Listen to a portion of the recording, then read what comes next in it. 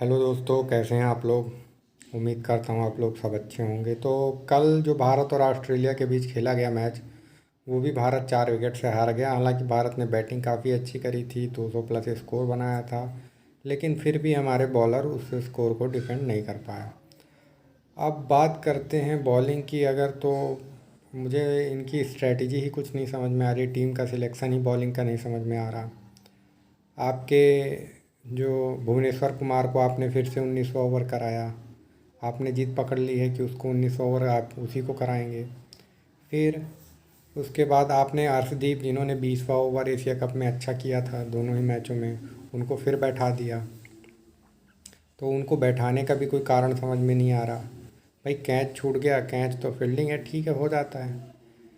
उसके बाद उमेश यादव, जो कि आपके टीम के हिस्से नहीं थे काफ़ी समय से, लंबे समय से जो टीम का हिस्सा नहीं है, यहाँ तक कि उनकी आईपीएल फ्रेंचाइजी भी उनको पूरे मैच नहीं खिला रही है, आप उनको वापस लेकर आए हैं। देखिए, उमेश यादव बहुत अच्छे बॉलर हैं, मैं उसमें कोई डाउट नहीं करता। वो 4 गेंद बहुत अच्छी फेंकते हैं। 3 गेंद तो उनकी ऐसी रहती हैं, 2 गेंद, 6 में से 2 गेंद तो उनकी ऐसी रहती हैं, अनप्लेबल रहती हैं। लेकिन वो 2 गेंद इस तरीके की फेंकते हैं कि वो सब बराबर हो जाता है ओवर। तो उमेश यादव तो मुझे नहीं लगता कि उस टीम में कहीं फिट बैठते हैं। उन्होंने हालांकि मैच उन्होंने ही 2 विकेट लेके लगा था कि भारत की ओर मोड़ दिया है, लेकिन फिर भी मैं उनको नहीं मानता। और फिर आपके सिलेक्शन की भी बात की जाए तो उमेश यादव तो कहीं से कहीं तक सिलेक्शन में नहीं थे। आपने दीपक चहर को बैठा के रखा है। दीपक चहर वो बॉलर है जिसने पूरी सीएसके को आपका इतने बार आईपीएल की सीरीज जिताई है। उनकी सीएसके की पूरी बॉलिंग दीपक चहर के अराउंड रहती थी, और उसने इतनी अच्छी परफॉर्मेंस दी, आप उसको खिला ही नहीं रहे। ठीक है, उसका पिछला मैच मतलब ख़राब गया, तो आपने उसको बैठा दिया। भाई मौका तो दीजिए। अब हर्षल पटेल, जिसके लिए एशिया कप में सारे जो एक्सपर्ट हैं वो कह रहे थे कि हर्षल पटेल, हर्षल पटेल, वो होता तो ऐसा नहीं हो जाता, वो होता तो अब उसी ने 4 ओवर में इतने रन खा लिए, तो क्या आप उसको निकाल देंगे?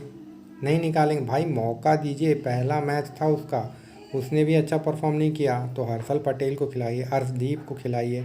आप उमेश यादव को ले आए हैं, आप भुवनेश्वर कुमार से 19 ओवर कराए पड़े हैं। फिर अगर आपके जो स्पिनर हैं उसमें अगर जो अगर उसकी चहल की बात की जाए तो वो भी परफॉर्म नहीं कर पा रहे हैं। तो आपकी टीम सिलेक्शन की स्ट्रेटजी क्या है, वही मुझे नहीं समझ में आ रही। अब अगले मैच में आप किसी और को उठा लाइएगा। भाई अगर आपको उमेश यादव को खिलाना है तो मोहम्मद शमी उससे बहुत बेटर ऑप्शन है, ज़्यादा रिलायबल, ज़्यादा भरोसेमंद है। और फिर तो यही सब समस्या है। फिर उसमें आपका जो टीम बैटिंग का भी सिलेक्शन नहीं समझ में आ रहा है। आप डीके के पहले आप अक्षर पटेल को भेज रहे हो। क्या सोच के आप अक्षर पटेल को भेज रहे हो डीके के पहले? भाई मतलब डीके अगर ज़रूरत पड़ गई, कभी 4 विकेट गिर गए, तो मैंने भुवनेश्वर कुमार डीके के पहले आ जाएगा, डीके 15 ओवर के बाद ही आएगा। तो निश्चित रूप से भारत ने परफॉर्म अगर बैटिंग में भले ठीक किया है, लेकिन इन सब बातों के बारे में जो टीम मैनेजमेंट है, सिलेक्शन कमेटी है, जो राहुल द्रविड़ हैं, विराट कोहली हैं, सॉरी जो रोहित शर्मा हैं, उन्हें इन सब चीज़ों के बारे में सोचना पड़ेगा। नहीं तो हम इसी तरह से मैच हारते रहेंगे, और मुझे नहीं लगता कि ऐसे में कुछ होगा। कुछ कुछ चेंजेस तो करने पड़ेंगे। देखिए, और आप एक खिलाड़ी को लगातार मौका दीजिए, और ऐसा नहीं करिए कि जो परफॉर्म कर दिया उसको आपने हटा ही दिया।